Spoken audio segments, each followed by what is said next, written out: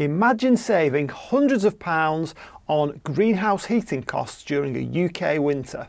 Today I'll show you a groundbreaking experiment that could just make it possible. So if you've been following me for a while now, you'll know that heating a greenhouse through a UK winter is an increasingly expensive hobby.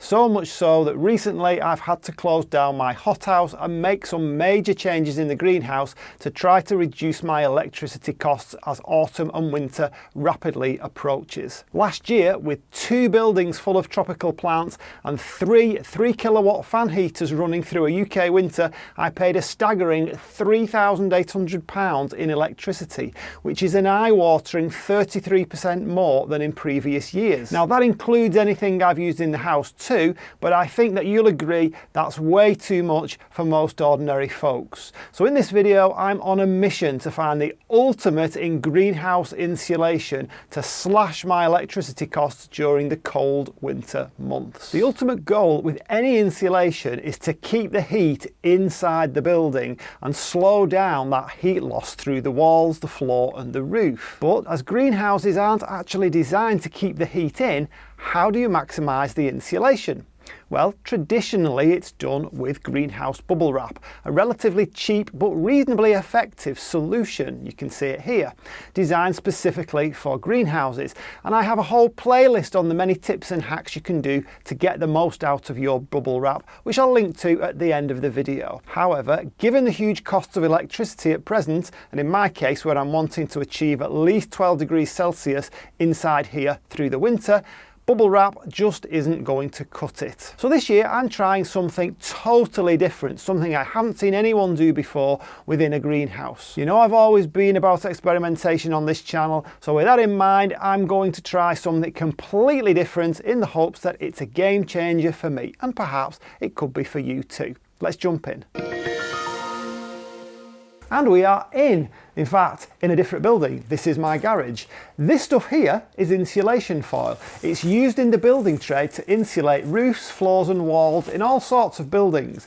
It looks pretty thin, but it has multiple layers, and the advantages it has over traditional bubble wrap are, number one, it's both breathable and airtight. A contradiction, I realise, but go look it up on the web. Something to do with the layers that it has inside it, thus reducing condensation yet keeping out the drafts. Now this is essential for plants as the drafts leak the heat and the condensation encourages disease.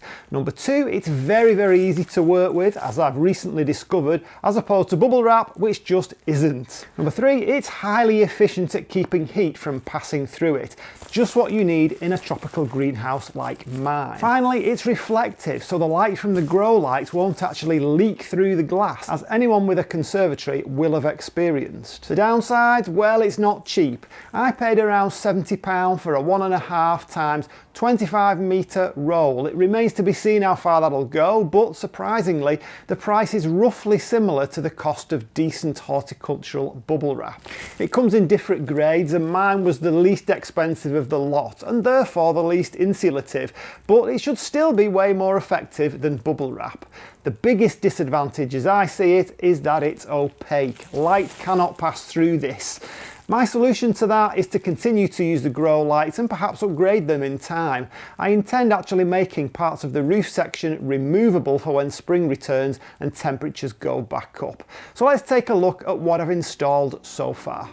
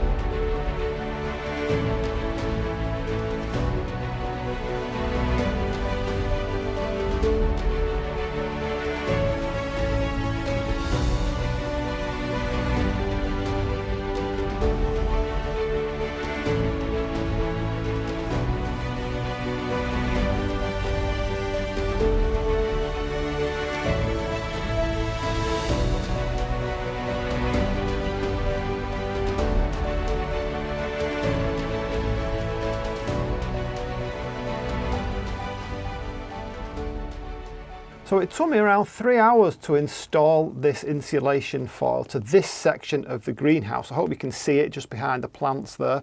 And if I move upwards, you can see where it's finished just along the roof there. I've not continued that just yet. I've left the bubble wrap in place behind, as the more layers you can have, the better. But I've had to construct a wooden framework. Nothing fancy, just a few battens to hold the foil in place, which I've stapled to the wood as per manufacturer's instructions. The idea is that you hold the foil away from any surfaces, thus creating a small air gap behind it, which will increase its effectiveness in keeping the heat in. But beware the hidden cost of wooden battens. It cost me around £100 for 88 metres of tannalised wooden roofing battens, which works out at around £4 per batten. However, they'll remain in place pretty much forever and will come in handy for attaching anything to the internal structure of the greenhouse. Just as with the bubble wrap, I intend to leave the majority of the insulation foil in place all year round.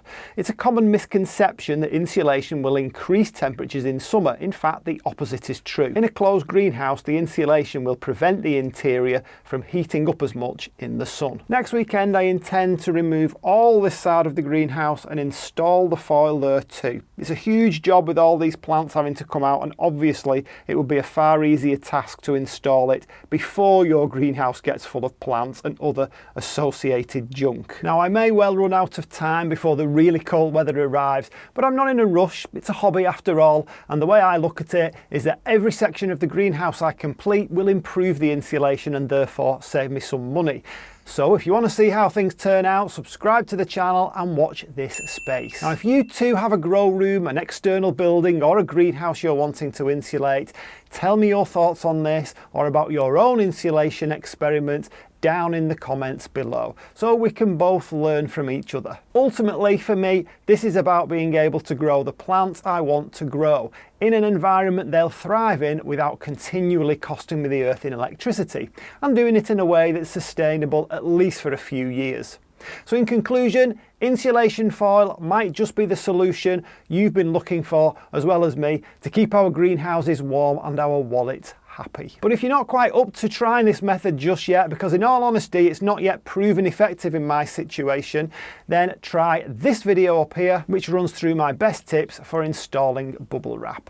I'll see you on the next one. Bye.